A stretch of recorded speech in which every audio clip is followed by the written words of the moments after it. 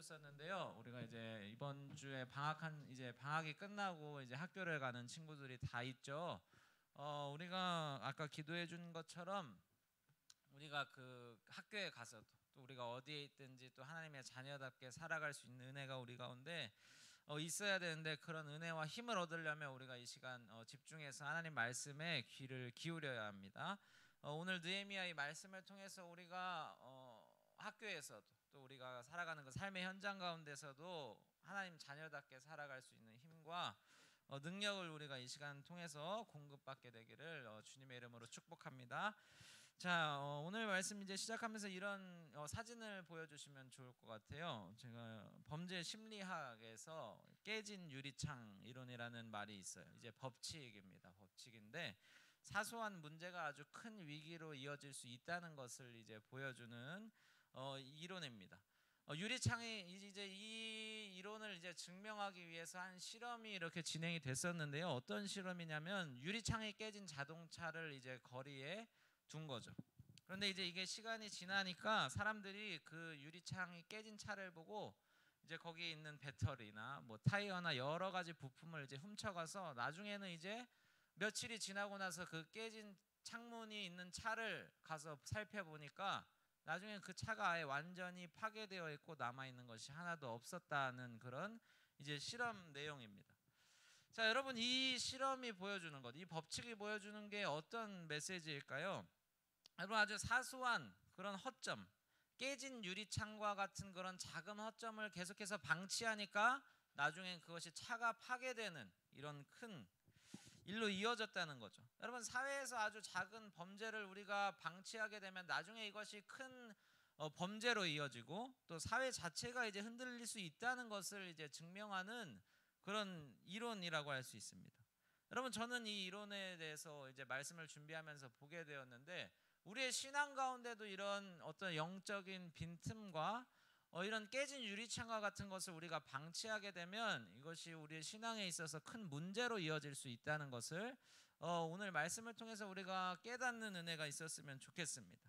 오늘 말씀에도 보니까 하나님 백성들 가운데 이런 영적인 빈틈, 이 깨진 유리창과 같은 일들이 일어났다는 거죠. 자, 우리가 먼저 이제 말씀을 살펴볼 텐데, 이 느헤미야서가 이제 어떤 내용인지 우리가 알아야 돼요. 이제 앞에 있는 에스라서와 이제 느헤미야는 한 책이라고 할 수 있어요. 지금 우리가 가지고 있는 성경에서는 두 책으로 이렇게 구분이 되어 있지만 이거 원래 한 스토리입니다. 자, 에스라와 이제 느헤미야를 통해서 하나님의 백성들을 새로 고침하시는 이야기가 바로 이제 이 에스라와 느헤미야의 스토리라고 할 수 있는데, 이제 처음에는 무너졌던 성전을 다시 건축하고 그 다음에 신앙을 회복하고 이제 마지막 이 느헤미야를 통해서 예루살렘 성벽을 건축했어요. 이제 이 성벽을 다 건축한 이후에 바로 이야기라고 할 수 있습니다.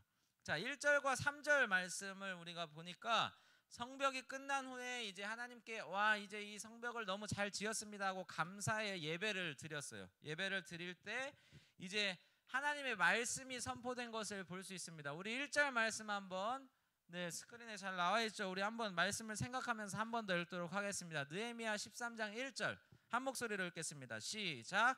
그날에 모세의 책을 낭독하여 백성에게 들렸는데,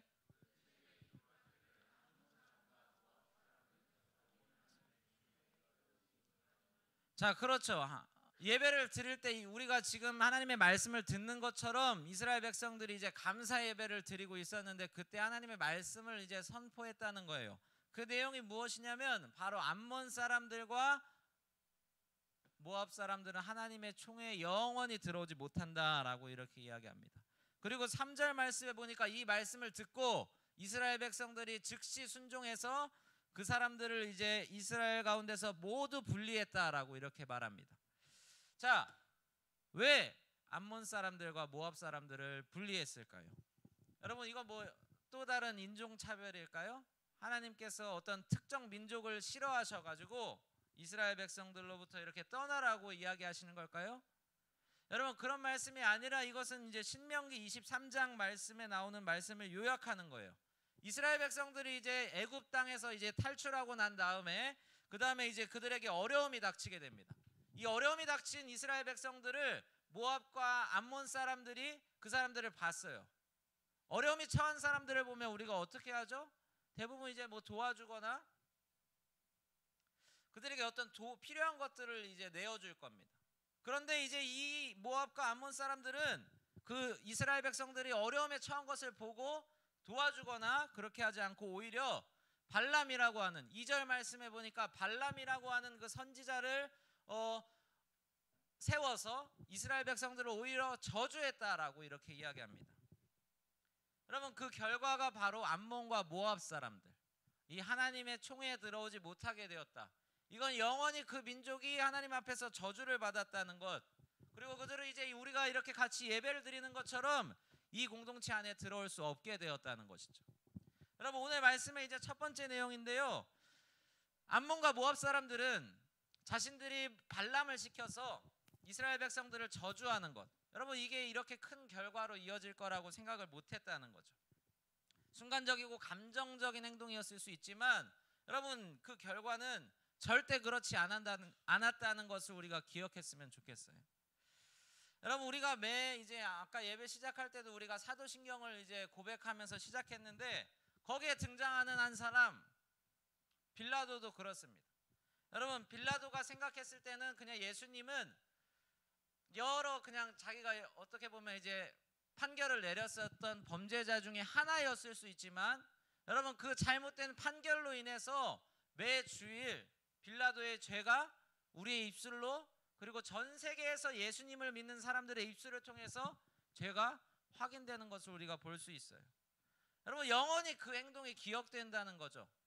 여러분 우리가 이 모압과 암몬 사람들을 통해서 우리가 깨달을 수 있는 것 첫 번째는 바로 우리는 지금 내 행동이 어떻게 나중에 기억되고 또 이것이 어떤 영향을 미칠지 아무도 모른다는 것이죠.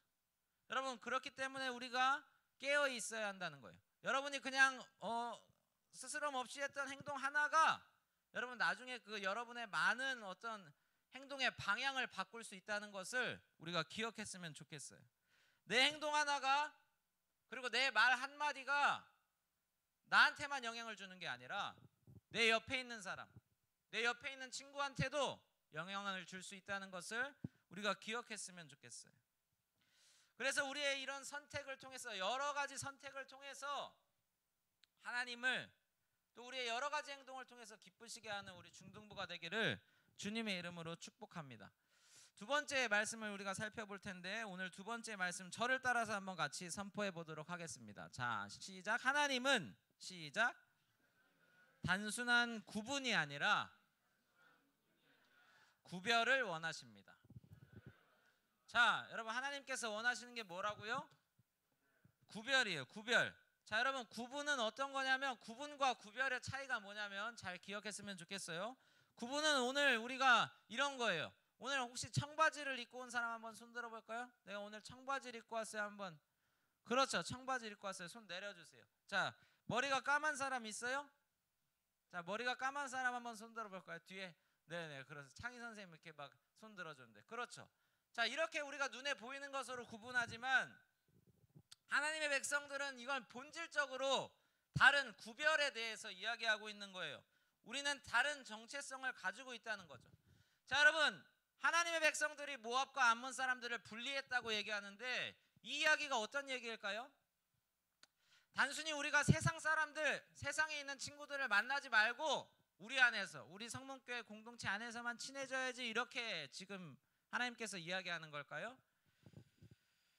여러분 예전에 이제 지금은 아마 거의 많이 없어진 것 같은데 지금 스타필드가 부천 스타필드가 있는 쪽에 이제 또 우리 한 선생님이 이제 거기 살고 계신데 그쪽에 한 이단이 있었어요. 이제 신앙촌이라고 하는 이단이 있었는데 여러분 그건 이제 어떤 거냐면 자기들끼리 이제 세상을 아예 다 벽을 치고 세상과 아예 막 교류하지 않고 자기들끼리 이런 공동체를 만들어서 이렇게 사는 그런 거예요. 자 하나님께서 이야기하시는 게 우리에게 분리되어서 살라고 하는 게 그런 말씀을 우리에게 하시는 걸까요? 세상과 벽을 쌓고 우리가 물리적으로 다른 공간에서 저 사람들과 섞이지 않는 게 지금 하나님께서 말씀하시는 구별된 삶일까요? 여러분 그런 게 아니죠. 여러분, 우리가 저 사람들과 세상과 완전히 그냥 분리돼서 살아간다면 우리가 어떻게 전도를 할 수 있을까요? 새로운 친구들을 이 옆자리에 우리가 어떻게 앉을 수 있어요? 아니죠. 하나님께서 말씀하시는 건 우리가 세상 가운데서 그 어두움에 우리가 물들지 않는 것도 너무나 중요하지만 우리가 가진 빛을 통해서 세상의 어두움을 밝히라고 지금 말씀하시는 거예요. 우리가 그냥 그 어두움에 속해서 우리도 똑같이 어두워지는 사람이 아니라 빛 대신 예수 그리스도를 믿는 사람으로서 우리가 세상 가운데서 구별된 사람으로, 다른 정체성을 가진 사람으로 살아가라고 하는 거죠. 자, 여러분, 이 예시로 너무 좋은 게 뭘까요? 지금 오늘 우리가 이 자리에 온 거죠. 여러분, 다른 세상 사람들은 주일을 가리켜서 그냥 일요일, 그리고 자는 날, 쉬는 날 그렇게 이야기하지만 우리는 이 날을 특별히 주님의 날로 기억하고 우리가 특별히 이렇게 이 시간 하나님께 구별되어서 이 시간을 드립니다.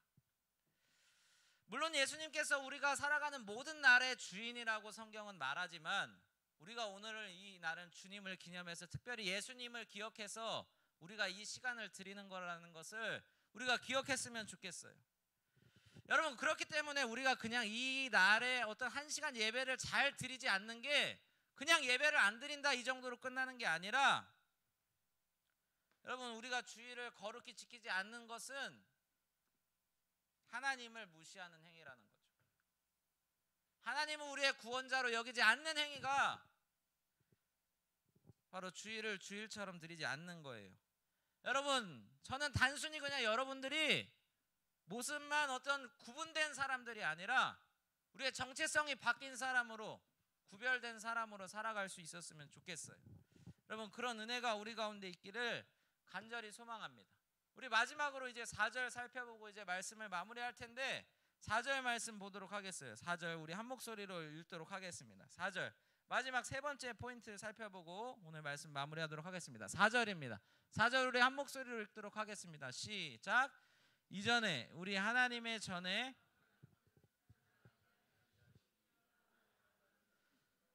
자, 그렇죠. 4절 말씀에 보니까 하나님의 전에 방을 맡은 이제 제사장 엘리야십이 도비아란 사람과 이제 연락이 있었다고 합니다.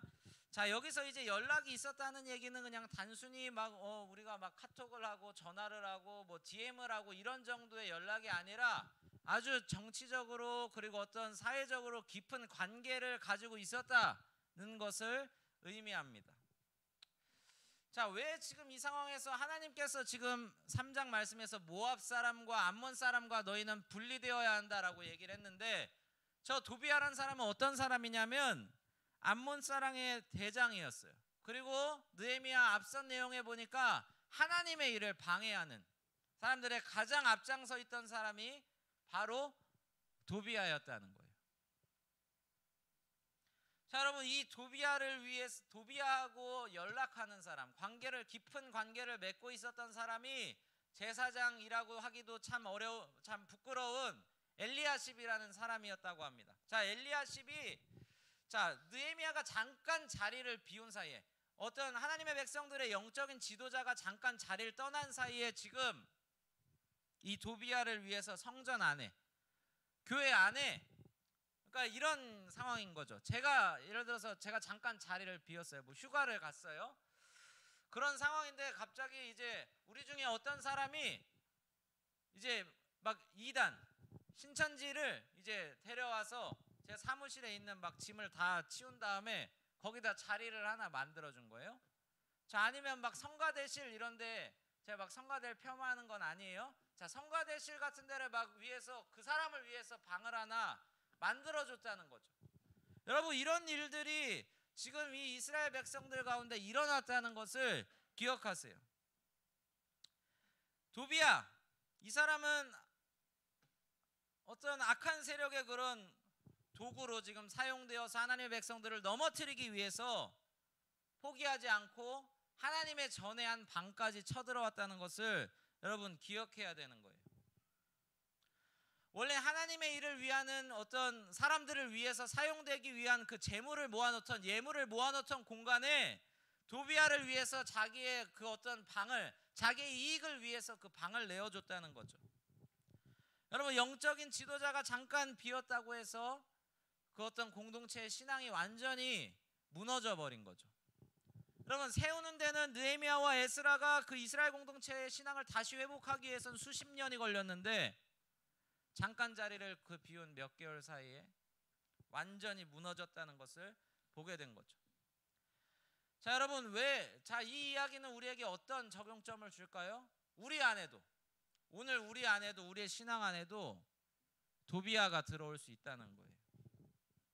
우리 안에 하나님의 것을 버리고 도비아를 위한 공간을 만들어줬기 때문에 도비아가 들어온 것입니다. 도비아가 왜 들어왔을까요? 편하니까. 놓치고 싶지 않고 그것이 이익이 되니까 우리 마음에 도비아를 들여오게 된 거죠. 여러분, 그러나 그런 편함과 어떤 익숙함과 하나님을 기쁘시게 하지 않는 그런 선택들로 인해서 이것이 나중에 우리에게 더 큰 영적인 올무가 될 수 있다는 것을 기억해야 된다는 거예요. 이러한 작은 도비아가 들어온 빈틈으로 인해서 하나님의 백성이 영적으로 무너지게 되는 것을 우리가 보게 된다는 거죠. 여러분, 이 이야기를 잠깐 할지 안 할지 되게 고민을 많이 했어요. 그런데 하고 좀 넘어가는 게 좋겠다는 마음이 들었어요. 모임을 우리가 이제 여러 모임이 있습니다. 우리가 공동체를 세워나가기 위한 여러 모임들이 있는데 여러분, 이 시간들에 대해서 우리가 늦거나 이 자리를 소홀히 할 때가 있다는 거지. 여러분, 그런 모습들이 우리 안에서 그냥 개인적인 어떤 소홀함이나 어떤 게으름으로 끝나는 것이 아니에요. 여러분, 이것은 악한 영향력들은 분명히 다른 옆에 있는 친구들에게까지 영향을 준다는 것을 기억하세요.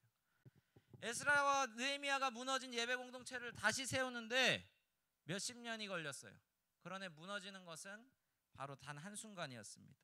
우리 에베소서 4장 27절 말씀 함께 읽고요, 이제 말씀 마무리하도록 하겠습니다. 자, 에베소서 4장 27절 우리에게 뭐라고 말합니까? 우리 한 목소리를 읽도록 하겠습니다. 시작. 그렇습니다. 여러분, 작은 틈도 주지 않는 우리 중등부가 되기를 주님의 이름으로 축복합니다. 우리 안에 채워져야 할 다시 그런 영적인 빈틈은 무엇입니까? 여러분, 오늘 말씀 앞에서 우리의 영적인 빈틈들을 다시금 하나님으로 채울 수 있는 믿음이 우리 가운데 있었으면 좋겠어요. 자, 그러면 우리 어떻게 살아야 할까요? 마지막 8절과 9절에 보니까 느헤미야가 예루살렘으로 돌아오자마자 성전 안에 있었던 그 도비아의 모든 세간들을 다 밖으로 던집니다. 여러분, 영적인 빈틈을 채우는 가장 좋은 비결은 바로 우리가 이런 일들에 열심을 내고 열정을 내는 것이죠. 끊어내는 것. 느헤미야와 같은 이런 용기와 결단이 오늘 우리 공동체 가운데 있었으면 좋겠어요. 우리 마음 가운데 있는 그 도비아를 다 내어 던지고 하나님 앞에 우리의 삶을 다시 한번 올려드릴 수 있는 우리 중등부가 되었으면 좋겠습니다. 여러분, 성전이 성전답지 않은데 어떻게 하나님께서 그 성전을 사용하시고 그 성전을 통해서 역사하실 수 있겠어요? 쫓아낸 다음에는 우리가 그 빈틈들을 하나님으로 채워가야 하는 거죠. 여러분, 예배를 통해서 또 우리가 기도를 통해서 우리 안에 있는 그런 영적인 빈틈들을 채워나가는 우리 중등부가 되었으면 좋겠습니다. 우리 같이 찬양하고 이제 마무리할 텐데요. 원래 준비했었던 찬양이 있었는데